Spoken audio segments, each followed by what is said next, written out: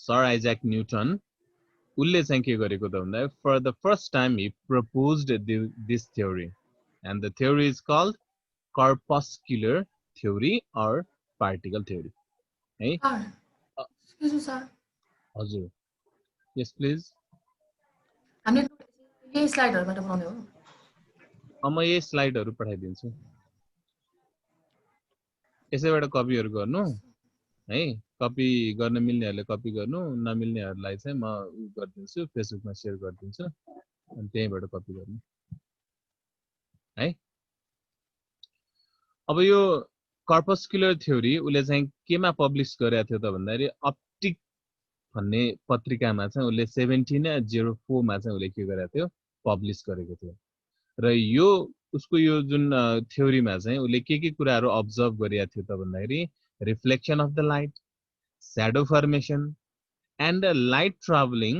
in a straight line light भनेको जहिले पनि स्ट्रेट लाइनमा ट्राभल गर्छ भन्ने कुरालाई उले अब्जर्भ गरेर त्यो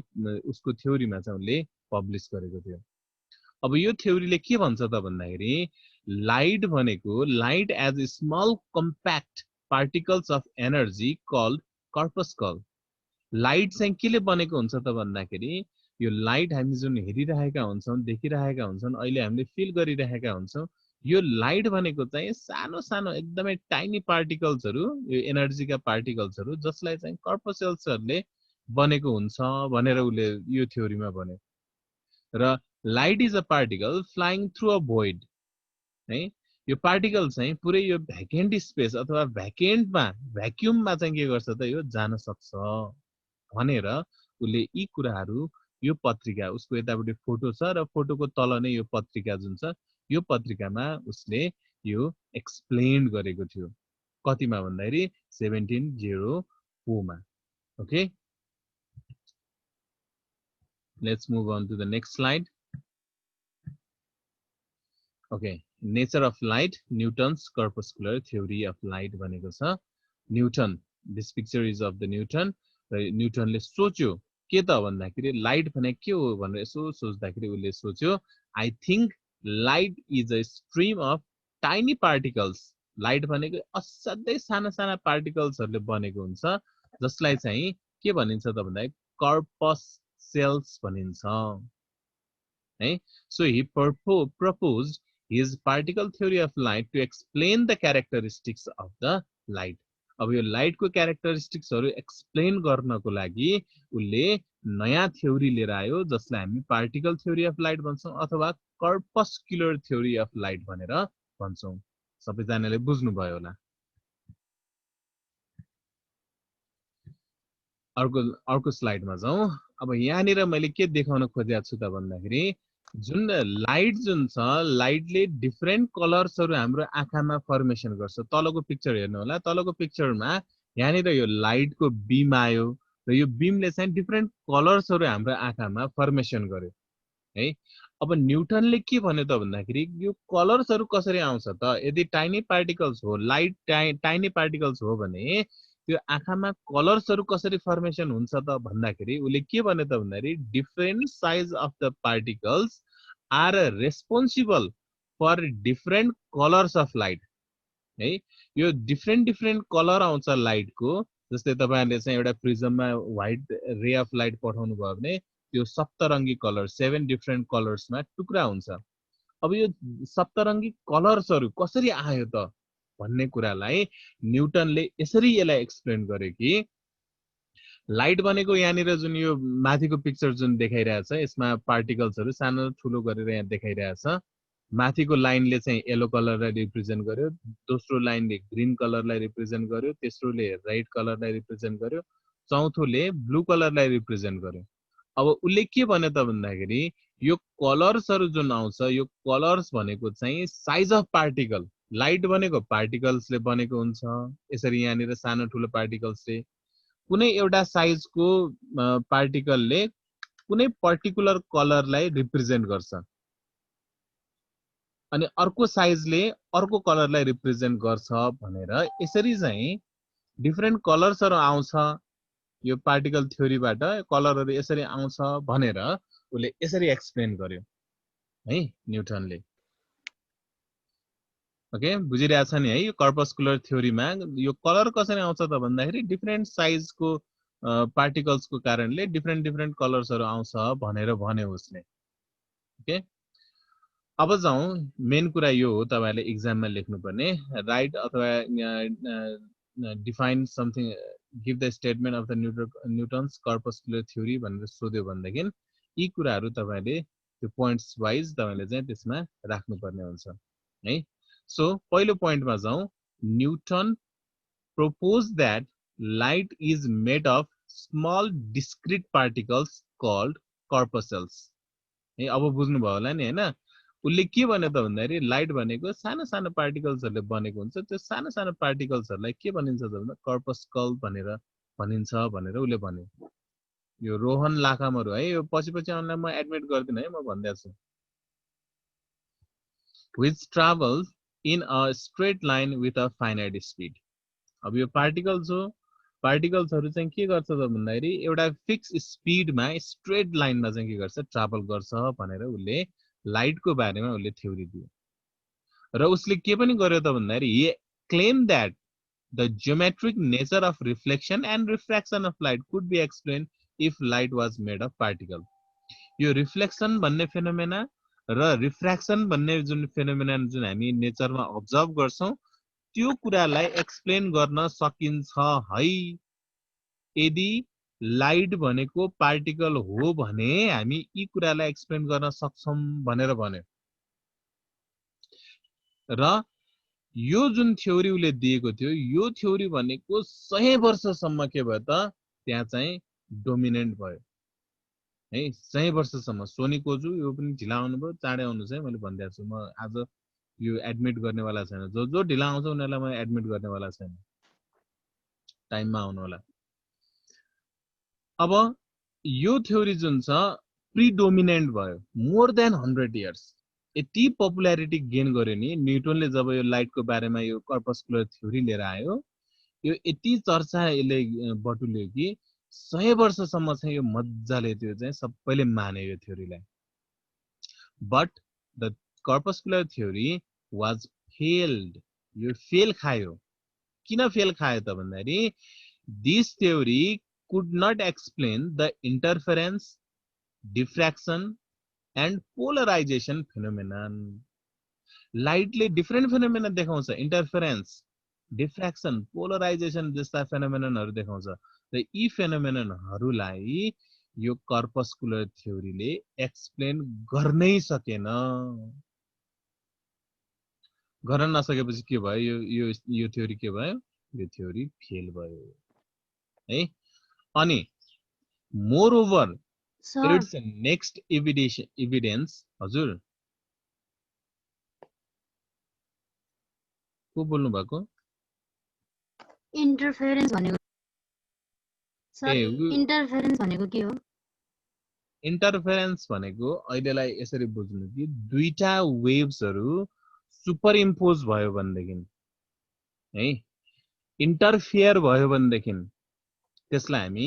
इन्टरफेरेन्स भन्छौं अलराइट हामी यो अप्टिक्समा यो जुन पहिलो च्याप्टर पक्क एकछिन we will come to that यो पहिलो च्याप्टर चाहिँ nature of propagation of light भयो दोस्रो च्याप्टर चाहिँ हाम्रो इन्टरफेरेन्स छ तेस्रो च्याप्टर हाम्रो डिफ्र्याक्सन छ र चौथो च्याप्टर चाहिँ हाम्रो पोलराइजेसनै छ भनेपछि यो पुरै च्याप्टरै छ यो हामी यो पढ्न अझ बाँकी नै छ यो मैले एकैछिनमा अहिले तपाईलाई इन्टरफेरेन्स भनेको भन्न त सकिन्छ तर तपाईले बुझ्न चाहिँ गाह्रो होला है त्यसले यो च्याप्टरै छ यो अप्टिक्समा हाम्रो यो च्याप्टरै छ इन्टरफेरेन्स डिफ्र्याक्सन र पोलराइजेसन भनेर यो पुरै च्याप्टरै छ we will come to that all right हुन्छ अहिलेलाई यति बुझ्नु कि इन्टरफेरेन्स भन्ने एउटा फेनोमेनन हो डिफ्र्याक्सन पनि फेनोमेनन हो पोलराइजेसन पनि एउटा फेनोमेनन हो यो के हो म पछि तपाईलाई विस्तृत रूपमा सबै जानकारी दिन्छु हामीले पढ्नै पर्छ यो है अब यो फेनोमेनन यो लाइटको फेनोमेननहरु जुन छ यो लाइटको फेनोमेननहरुलाई एक्सप्लेन गर्नै सकेन केले त कर्पस्कुलर थ्योरीले रिफ्लेक्सन र रिफ्र्याक्सन यो त तपाईलाई थाहा छ किन भन्दाखेरि क्लास 11 मा पढिसक्नु भएको छ रिफ्लेक्सन र रिफ्र्याक्सन त्यसले त्यो रिफ्लेक्सन र रिफ्र्याक्सन फेनोमेननलाई मात्रै एक्सप्लेन गर्यो हैन अझ रिफ्र्याक्सनलाई पनि गर्न सकेन जम्मा रिफ्लेक्सनलाई मात्र राम्रोसँग गर्यो अरु अरु फेनोमेननहरुलाई लाइटको फेनोमेननहरुलाई एक्सप्लेन गर्न सकेन त्यसैले यो थ्योरी के भयो त यो थ्योरी फेल खायो Sonia Khatri please go ahead sir सोनीको मिस्टेकले ब्याक भएको रे सर जोइन गरिसकेको नै त्यसैले फेरि रिजोइन गरेको रे हस् हजुर हस् अब नेक्स्ट टाइम देखिन चाहिँ प्लिज है टाइममा आइदिनु होला ल अहिले एकचोटिलाई मैले यो गर्दै एडमिट गर्दै नेक्स्ट टाइम चाहिँ चल्दैन ल sir moreover its next evidence of failure is that the speed of light is faster in the denser medium than in the rare medium यो एउटा ठुलो गल्ती गर्यो क्या न्यूटनले के भन्यो त भन्दाखेरि उसले स्पीड अफ लाइट चाहिँ डेन्सर मिडियममा धेरै हुन्छ रेयर मिडियममा कम हुन्छ भनेर भन्दियो तर हाम्रो रियल लाइफमा त के हुन्छ रेयर मिडियममा चाहिँ स्पीड अफ लाइट धेरै हुन्छ डेन्सर मिडियममा चाहिँ स्पीड अफ लाइट कम हुन्छ जस्तै एयर र वाटर लियो भने वाटर भनेको डेन्सर मिडियम हो एयर भनेको रेयर मिडियम हो अब त्यो दुईटामा हामीले लाइट पठाइदियो भनेदेखि रेयर मिडियममा एयर मिडियममा चाँडै जान्छ वाटर मिडियममा अथवा डेन्सर मिडियममा चाहिँ स्पीड अफ लाइट के हुन्छ कम हुन्छ अब ठ्याक्कै उल्टो कुरा भन्यो क्या न्यूटनले यहाँ वाटरमा चाहिँ धेरै हुन्छ एयर मिडियममा चाहिँ कम हुन्छ भनेर भन्दियो भन्नुको कारण पनि छ किन उले यस्तो भन्यो त भन्दाखेरि उले सोच्यो लाइट भनेको पार्टिकल हो पार्टिकल भएपछि डेन्सर मिडियममा पार्टिकल्सहरु कम्प्याक्टली बसेको हुन्छ र त्यो मिडियममा भएको पार्टिकलले लाइटको पार्टिकललाई एट्र्याक्ट गर्छ ग्रेभिटेसनल पुल गर्छ जसको कारणले गर्दाखेरि स्पीड अफ लाइट चाहिँ धेरै हुन्छ भन्ने उले सोचेर यसरी भनेको खासमा हैन तर ठ्याक्कै उल्टो चाहिँ देखियो नेचरमा रेयर मिडियममा चाहिँ स्पीड अफ लाइट धेरै देखियो डेन्सर मिडियममा चाहिँ स्पीड अफ लाइट के देखियो त कम देखियो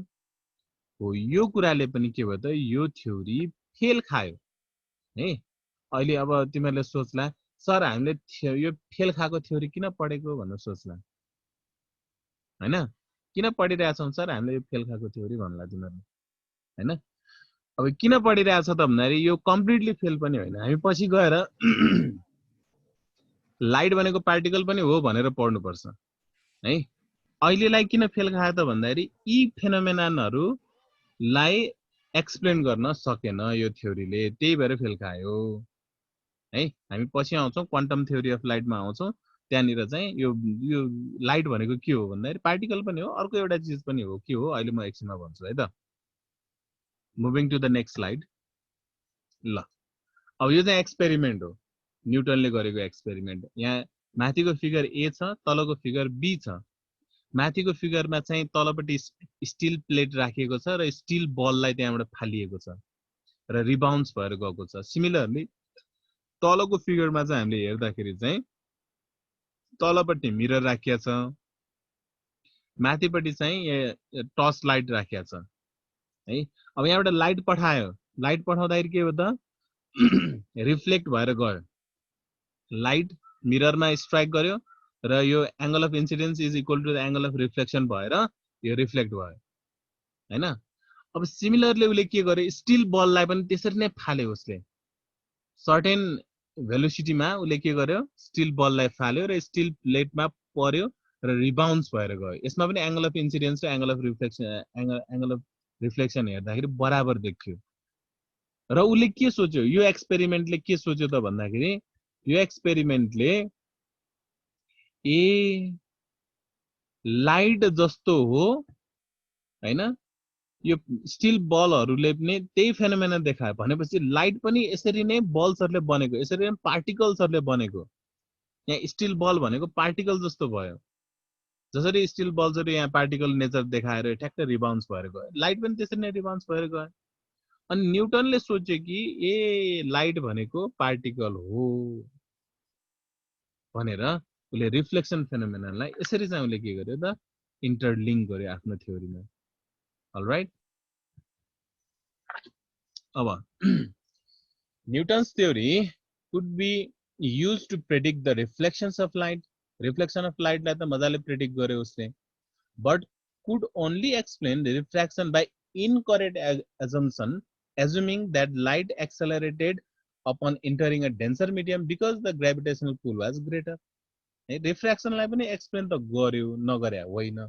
तर एउटा फल्स एजम्पसन लिएर चाहिँ गर्यो क्या उसले.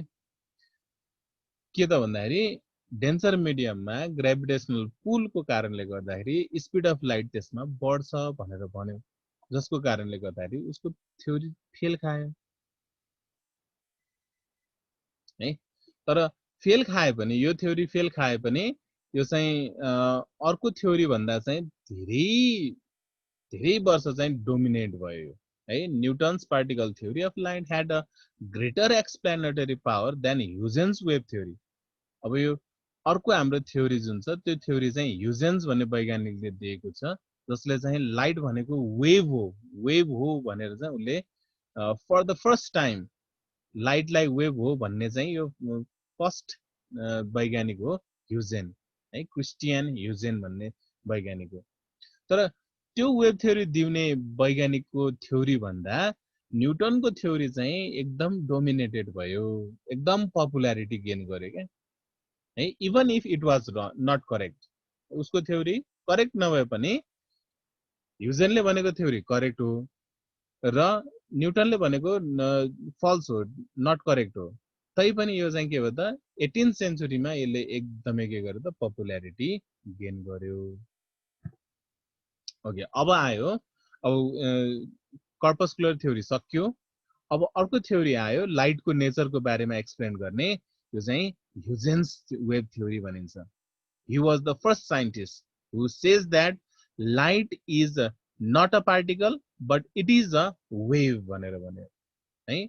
लाइट भनेको के हो त भन्दाखेरि यो चाहिँ वेभ हो भनेर भन्ने पहिलो वैज्ञानिक ह्युजेनै थिए. यद्यपि यो थ्योरीमा पनि धेरै त्यो अलिकति डिफेक्ट्सहरू चाहिँ छन्, त्यो भए पनि वेभको कन्सेप्ट ल्याउने चाहिँ he was the first scientist. अब यो ह्युजेन प्रिन्सिपललाई बुझ्नको लागि मैले यहाँ एउटा फिगर राखिदिएको छु. यहाँ के देखाइएको छ त भन्दाखेरि पानीको सर्फेसमा जब हामी एउटा ढुङ्गा खसाल्छौँ तब त्यहाँ रिपल्सहरू देखिन्छ. त्यो रिपल्सहरू वाटरको रिपल्सलाई हामी के भन्छौँ त वेभ भन्छौँ, वाटर वेभ भन्छौँ. हो त्यस्तै लाइट पनि के हो त भन्दाखेरि लाइट पनि यस्तै खालको वेभ हो है. यदि तपाईले पोइन्ट सोर्स लिनुभयो भनेदेखि त्यो बेला चाहिँ यस्तो खालको सर्कुलर अथवा स्पेरिकल के आउँछ त भन्दाखेरि वेभ आउँछ. लाइट पनि यसरी नै ट्राभल गर्छ, वेभको फर्ममा ट्राभल गर्छ भनेर उसले ह्युजेन्सले चाहिँ वेभ थ्योरी अगाडि सार्यो है. This is the very simple figure, जसको कारणले तपाईहरुलाई चाहिँ वेभ भनेको के हो भन्ने कुरालाई इमेजिन गर्नको लागि सजिलो होस् भनेर मैले यो फिगर राखिदिएको है. त्यसैले लाइट भनेको के हो त भन्दाखेरि ह्युजेनले भन्यो it is not a particle. न्युटनले चाहिँ पार्टिकल भन्यो, तर ह्युजेन आएपछि चाहिँ उसले के भन्यो त भन्दाखेरि लाइट भनेको पार्टिकल होइन, लाइट भनेको वेभ हो भनेर भन्यो. र यसरी वाटरको रिपल्स जस्तै, वाटरको वेभ जस्तै यो पनि ट्राभल गर्छ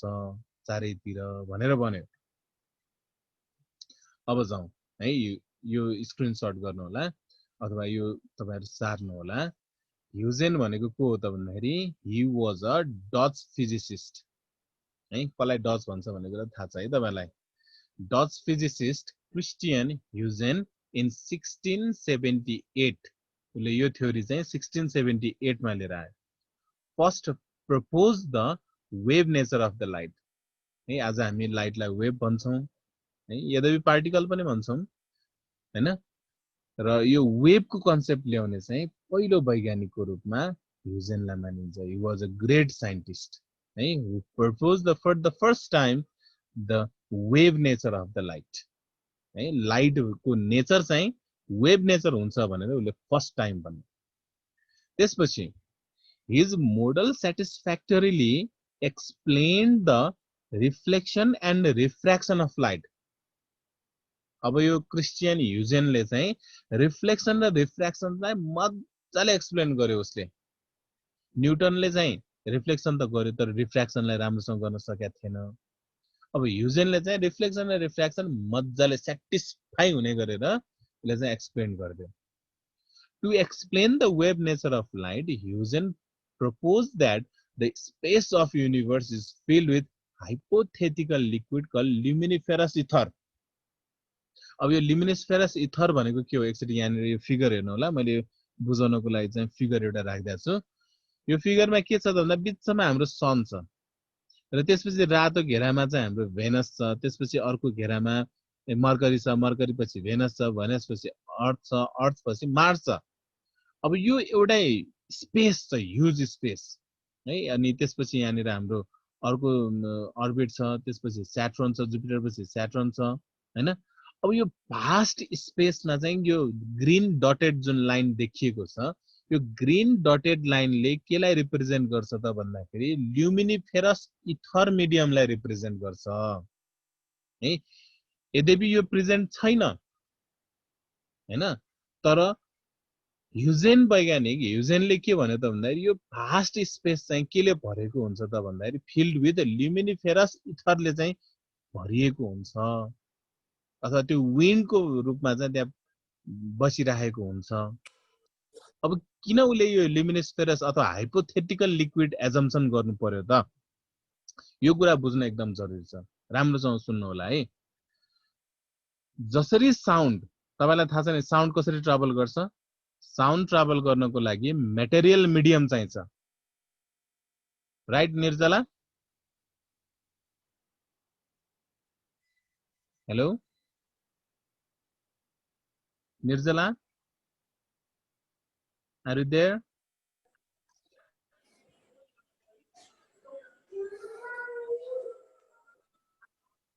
सुदीप,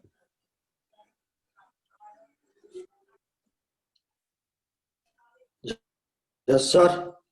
ल सुदीप, तिमीलाई साउन्ड कसरी ट्राभल गर्छ बाबु, यसको बारेमा मलाई केही भन त, अलिकति भन त।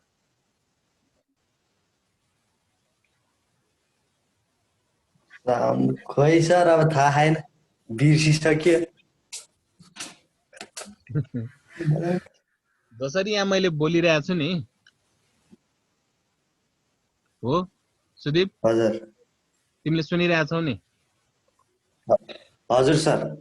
कसरी सम्भव भयो यो? सुनिरहेको छु। कसरी सम्भव भयो यो?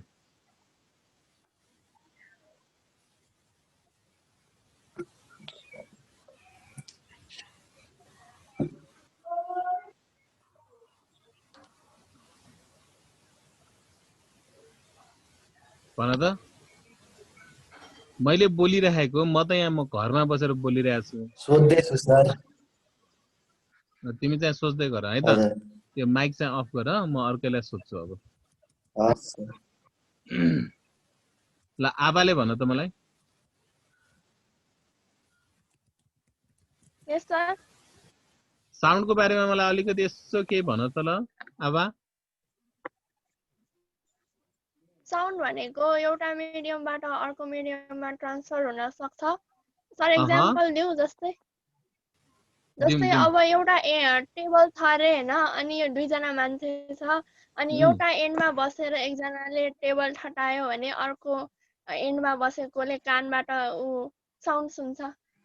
भेरी गुड, भेरी गुड, असाध्यै राम्रो। अनि अर्को कुरा एउटा है त आबा। हजुर। यदि मैले तपाईलाई मुनमा लगे र म पनि आफै मुनमा गएर मैले आबा भनेर बोलाए भने तिमीले सुन्छ कि सुन्दैन? ल भन त। अर्थबाट? अर्थमा होइन, मुनको सर्फेसमा क्या।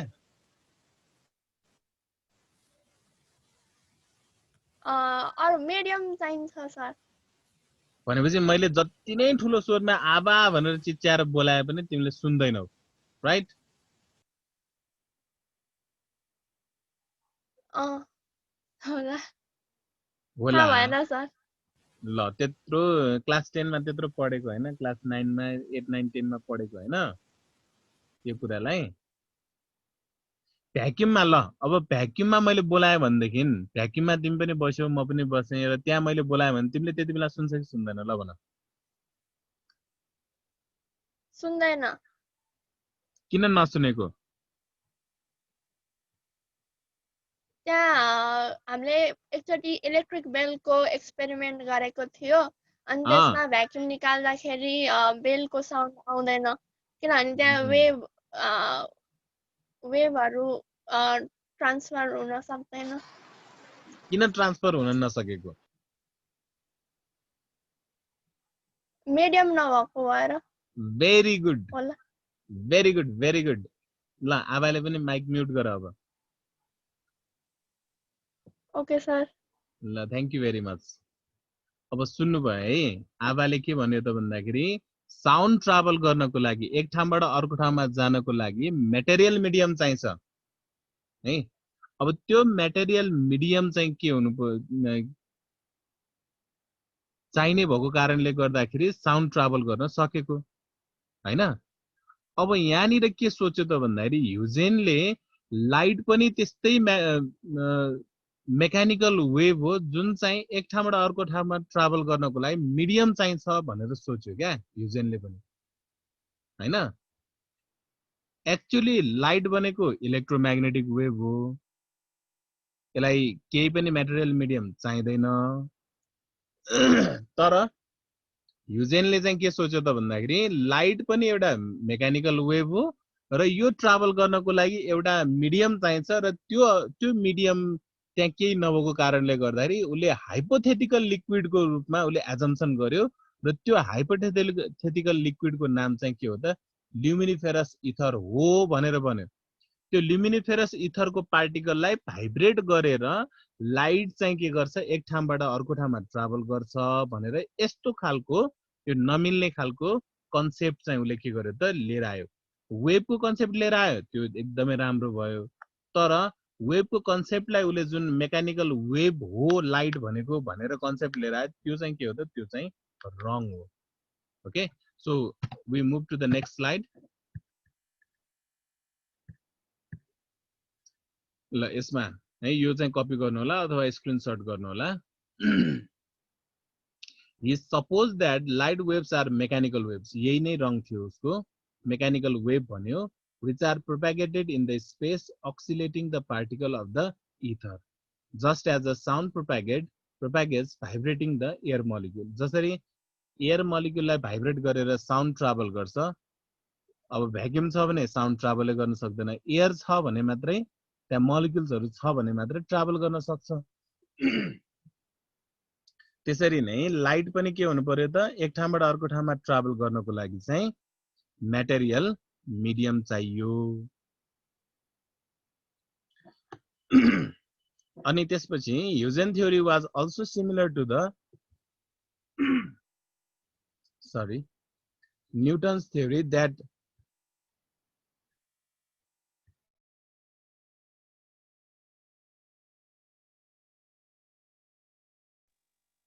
Huygens theory was also similar to Newton's theory that the speed of light is greater in denser medium than in the rare medium. यहाँ पनि उले पनि मिस्टेक गर्यो जस्तै न्यूटनले डेन्सर मिडियममा स्पीड अफ लाइट धेरै हुन्छ रेयर मिडियममा कम हुन्छ भने त्यो सेम मिस्टेक चाहिँ ह्युजेनले पनि गर्यो उले पनि डेन्सर मिडियममा धेरै हुन्छ रेयर मिडियममा कम हुन्छ भनेर भन्यो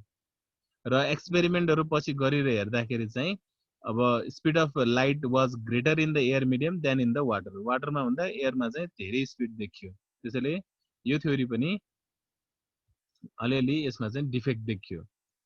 Various scientists attempt to detect the ether but none was successful. धेरै साइन्टिस्टहरुले चाहिँ इथर मिडियम छ भनेर उले भनेको थियो त्यो इथर मिडियमलाई चाहिँ डिटेक्ट गर्न खोज्यो तर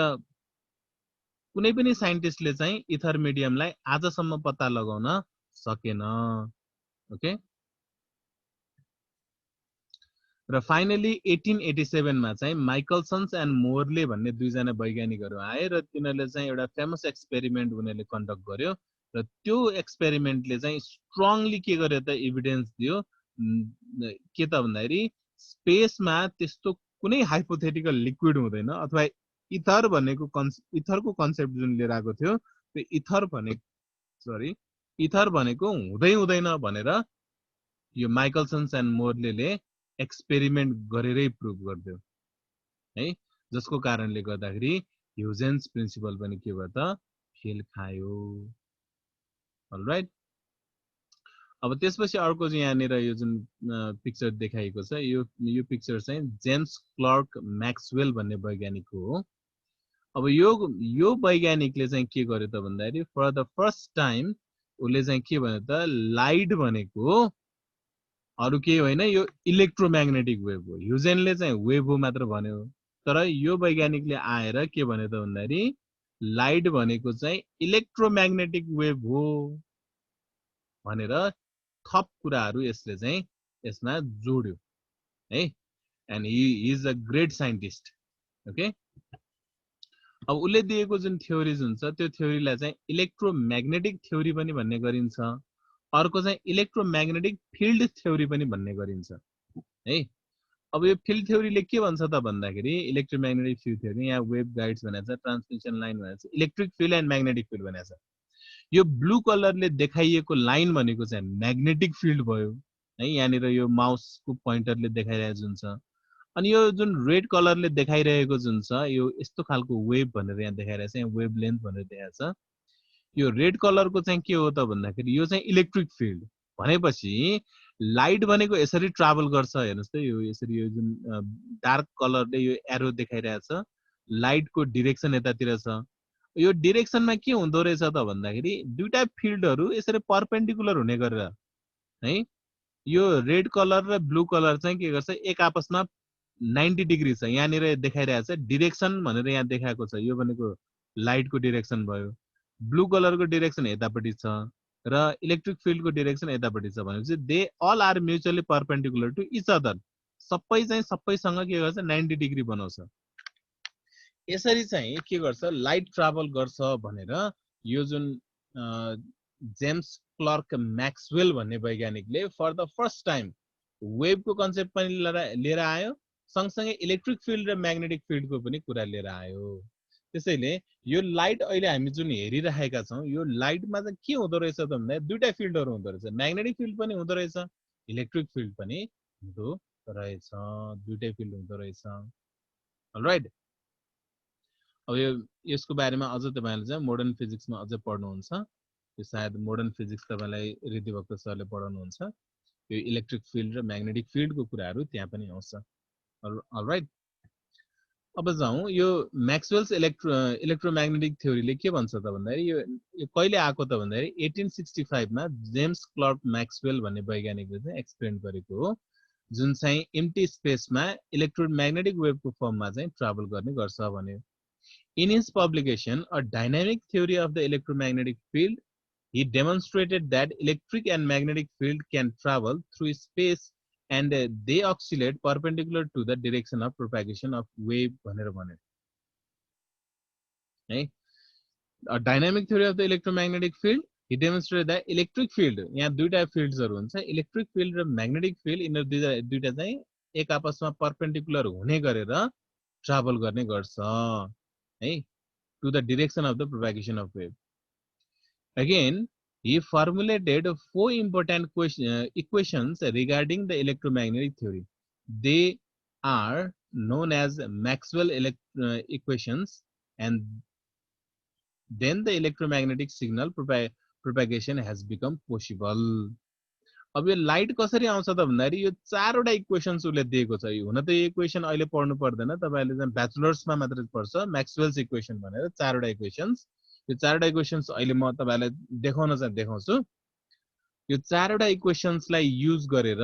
अनि मात्र के फर्मेसन हुन्छ त लाइट फर्मेसन हुन्छ भनेर मैक्सवेल्स इलेक्ट्रोम्याग्नेटिक थ्योरीमा उसले दियो है। यो एकदमै इम्पोर्टेन्ट थ्योरी, असाध्यै इम्पोर्टेन्ट थ्योरी, यो जुन इक्वेशन्सहरु छन् है, जुन चाहिँ अहिले पढ्नु पर्दैन, तपाईहरुले क्लास